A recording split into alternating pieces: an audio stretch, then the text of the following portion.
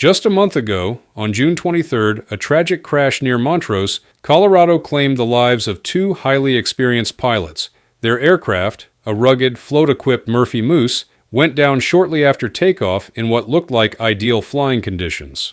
Now, the NTSB's preliminary report has just been released, and some of the early details are, honestly, shocking. This wasn't a routine departure, and the more you dig into it, the more questions it raises. So what could have gone so wrong so quickly? Let's break it down.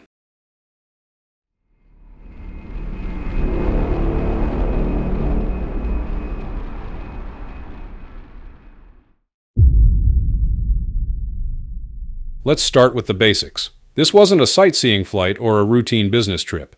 The purpose was a ferry flight, moving an aircraft from one location to another.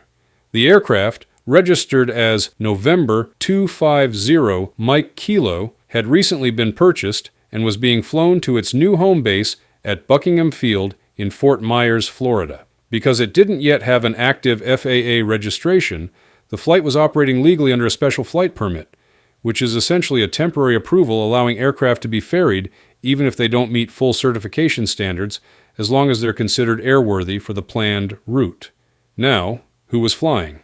In the left seat was Alejandro Antunes, 53, a private pilot rated for both single-engine land and sea operations. In the right seat was Lawrence Skinner, 61, an incredibly accomplished airline transport pilot.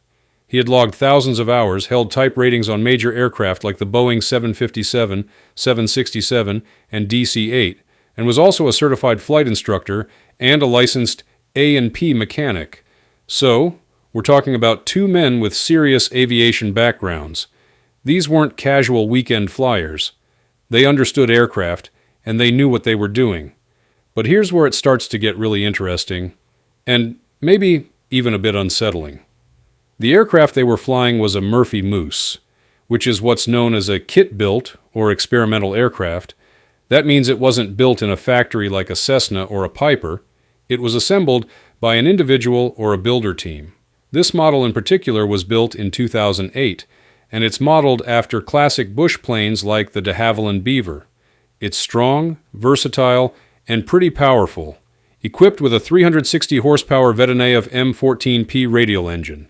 That's a burly Russian-built engine commonly used in aerobatic aircraft, known for its torque and sound.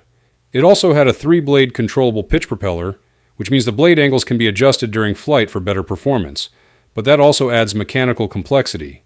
And then comes a crucial detail. The aircraft was fitted with amphibious floats, and these floats allow the plane to land on both water and land thanks to retractable wheels, but they also add a ton of drag and weight.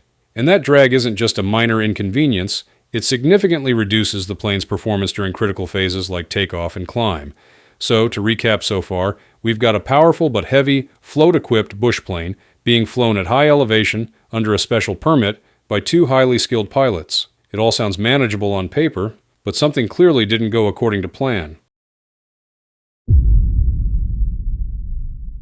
According to the preliminary report, the Murphy Moose had just refueled at Montrose Regional Airport and departed from runway 31 around 10:21 a.m.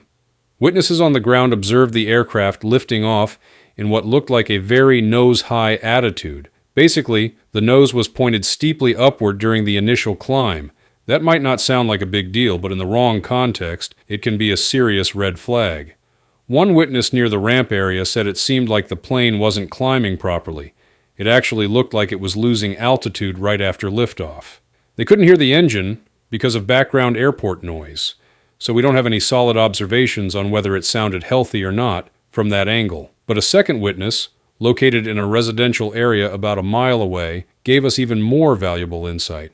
They saw the plane flying low, about 150 feet above ground, and estimated its speed to be around 50 miles per hour. That's not much. For a plane that size and weight, flying that slow, that low, so soon after takeoff, it's an extremely risky situation. The aircraft then made a turn toward the east, continuing to descend until it impacted a bluff just behind someone's home. There were no reports of smoke, fire, or strange engine sounds during flight. That's worth paying attention to because it might suggest that the engine was running, at least partially, and the issue wasn't a complete engine failure, but again, we're working with what little is known right now.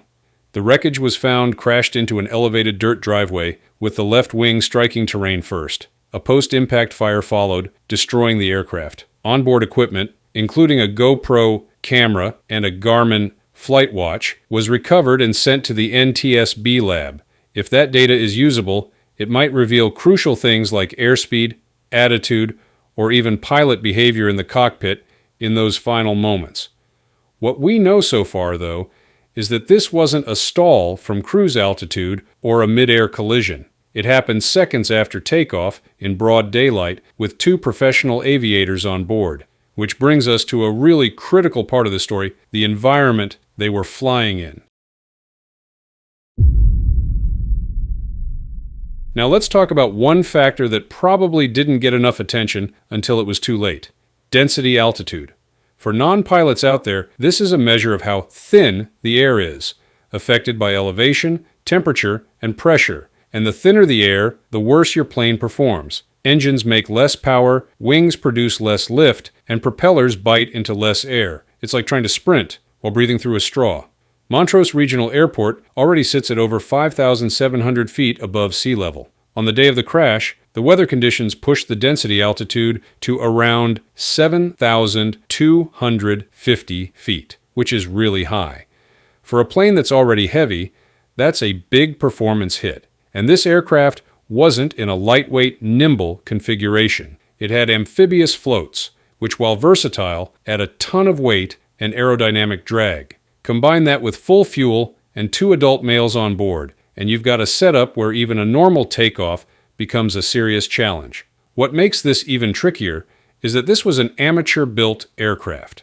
That means there may not have been precise performance charts for this particular configuration, especially at this altitude. So even experienced pilots could misjudge the aircraft's true capabilities in these conditions. And when you're flying from a high-elevation airport, that margin for error disappears fast. Now let's talk about the human side of this, because even with a solid aircraft and decent weather, pilot decision-making is often the deciding factor. One big detail from the preliminary report is that the aircraft had a very nose-high pitch attitude on takeoff. That might not sound alarming at first, but in thin, high-altitude air, that can be deadly. Pulling up too steeply before the plane gains enough airspeed can lead to what's called a mush. You're flying, but barely, and the aircraft isn't climbing. And if that happens just a couple hundred feet off the ground, you may not have enough altitude to recover. Witnesses also reported the plane was flying slow and low, about 150 feet AGL at 50 miles per hour. At that speed and altitude, even a shallow turn can overload the wings and bring on a stall. If they were trying to turn away from obstacles or terrain, that could have made things worse. What's also worth thinking about is cockpit dynamics. The right seat wasn't just a passenger, he was a flight instructor, A&P mechanic, and airline transport pilot. It's unclear who was flying, but it's possible they were collaborating. And in non-routine situations like ferry flights, that kind of shared control can create role confusion or missed signals. None of this is to suggest fault, far from it. These were seasoned pilots, but it shows how even small decisions, like pitch angle or airspeed control, can have massive consequences when the environment is stacked against you. As of now, the NTSB is still deep into the investigation. The final report will likely take months, and it'll include analysis of physical evidence, performance data, and hopefully information from the GoPro and Garmin watch recovered from the wreckage. Those devices could offer invaluable insight into speed, pitch attitude, cockpit behavior, or even voice audio in the final moments. There are a lot of questions still on the table. Was the aircraft loaded beyond its capabilities? Was the propeller system operating correctly? Was the takeoff technique appropriate for that density, altitude, and configuration? Were there any mechanical issues not apparent from the wreckage? Until those answers come, all we can do is study the early signs and reflect. But already, this crash highlights a few big-picture issues that are worth thinking about. Performance planning is non-negotiable, especially in unique aircraft setups or high-altitude airports. Experimental and kit-built aircraft, while legal and often beautifully built, demand extra caution and respect, especially during ferry operations.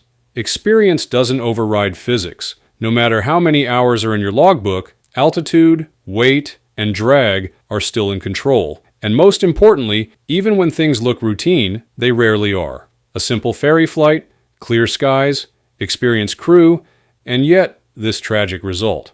It's a painful reminder that in aviation, it's not just about knowing how to fly. It's about knowing when conditions can change the rules, and being prepared for them before the wheels ever leave the ground. That's all we know for now. And as always, we'll be watching closely for the final report. Thank you for watching, and see you in the next breakdown.